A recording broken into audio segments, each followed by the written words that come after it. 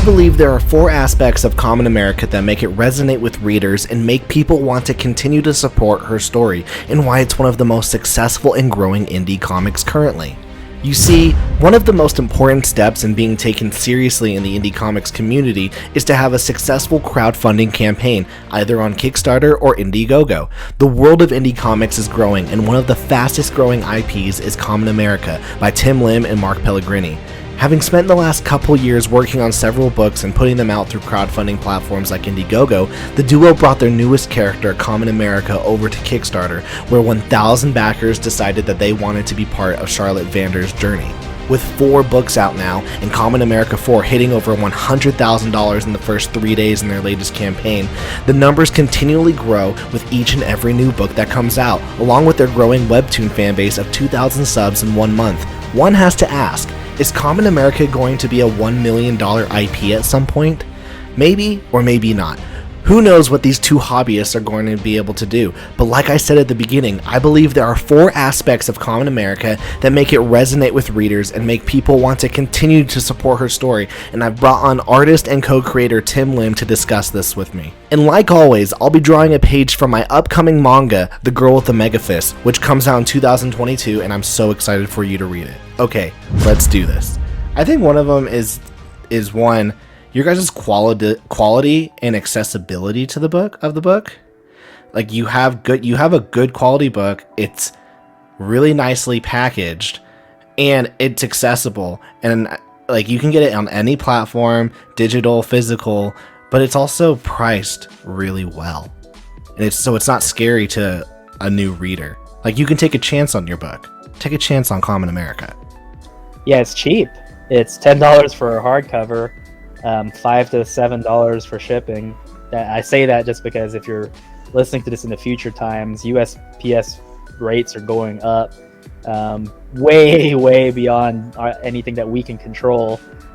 So still, for under $20, you can still get a hardcover book, which is rare in the comics industry. I mean, shoot, you pay that much for a lot of floppies nowadays too. So it's like, okay, well, we took a little bit of a gamble with the quality of our print production, and it's like, if you just take the small risk with us as far as money is concerned, you get a big payoff because you get a pretty hefty book that's in hardcover, so you can actually put on your shelf. It looks good, and that's one way we stay competitive with some other people who charge like $25 for like a $40 floppy. It's like, well, if you're a customer who is just kind of comparing apples and oranges, it's like, well, this book is hardcover, it's cheaper, it's longer, and it's ready.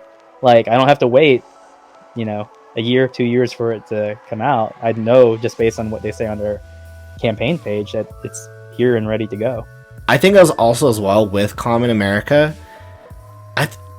I think like what you guys have done with the characters, it makes them so recognizable. Like at this point on Twitter, you can go and you'll be like, oh, I see Kamen America. Oh, that's Kamen America. Oh, look at that fan art. That's Kamen America.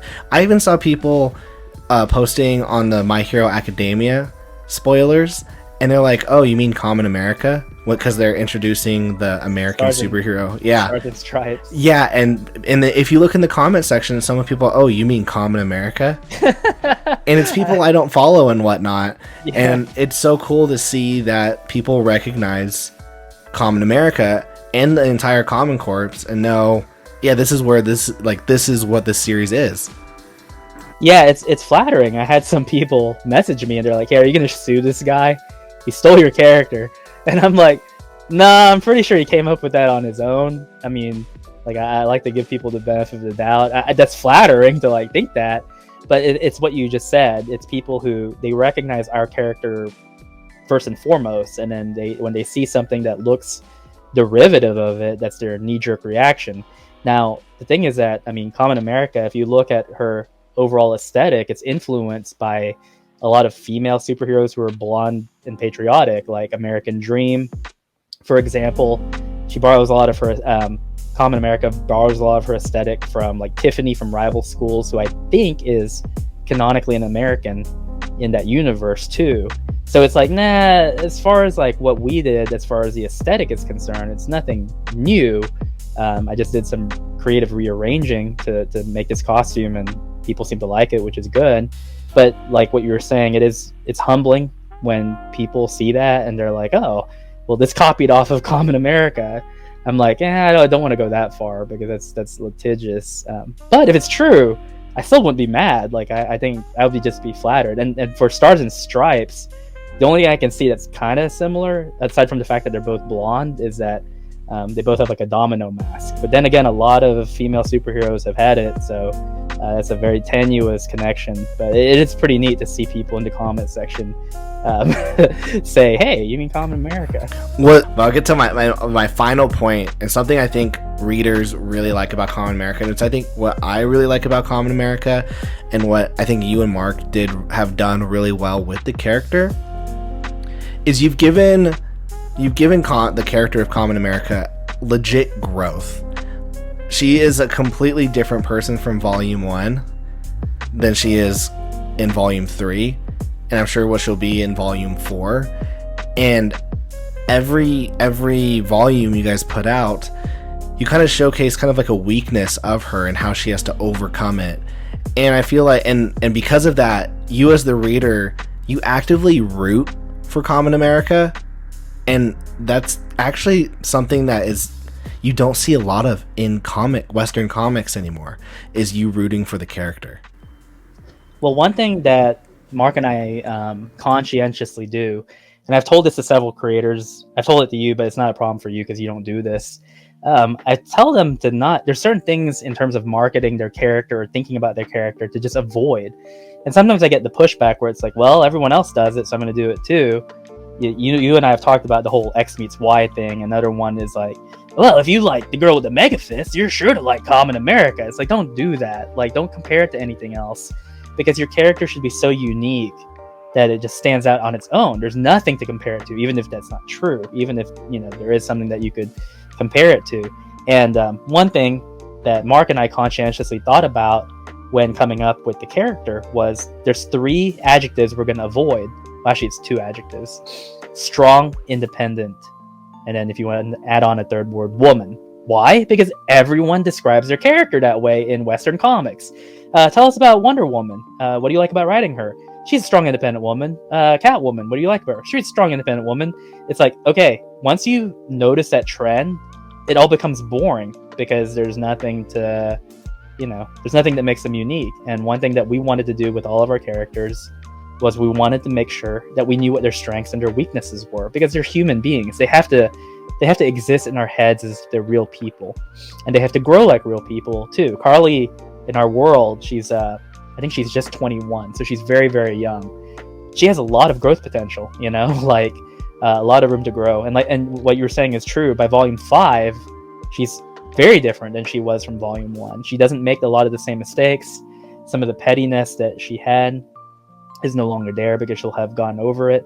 But there's some other things that she's going to encounter. There's going to be some new problems, things that happen with growth. It's kind of like, how it is when you have like a comic or a project you're working on and you grow. That's good, and you think that you're out of the woods, but what ends up happening, you have a bigger target on your back, you got more people coming after you, you have those stresses, and they're things that you haven't had to deal with. So just because a character grows doesn't mean that there are problems, and I think that people who don't acknowledge it, those are just like bad writers. I mean, it's that whole thing with Spider-Man where it's like, well, we got to cancel the marriage between Peter and Mary Jane, because, like, what a boring concept, a married couple. Like, how are we going to write this? It's like, well, you guys suck as writers, because it's a lot of fun, you challenge yourself. And if you have time, go back Common America 4 on Kickstarter. And if you're unable to get your hands on it there, go to iconiccomics.com where you can get the book there. Link in the description.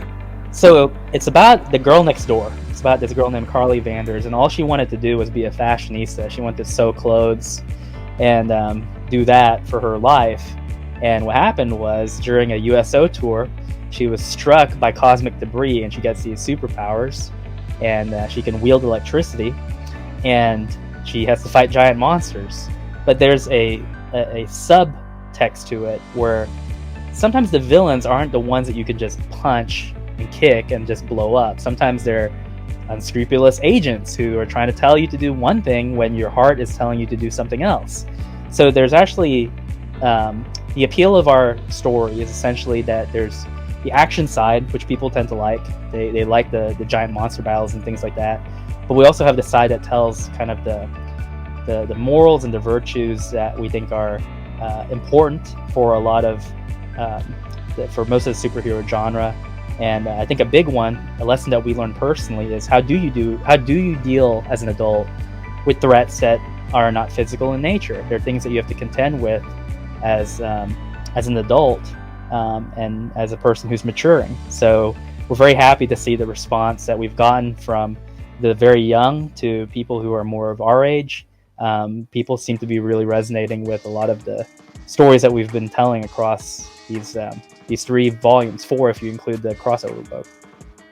Thank you so much to everyone for watching. Thank you to my wonderful and beautiful patrons who make it possible for me to make my books and videos. If you haven't yet, go check it out at patreon.com/drawandtalk, and as well, subscribe to the channel for more awesome videos. Okay, peace.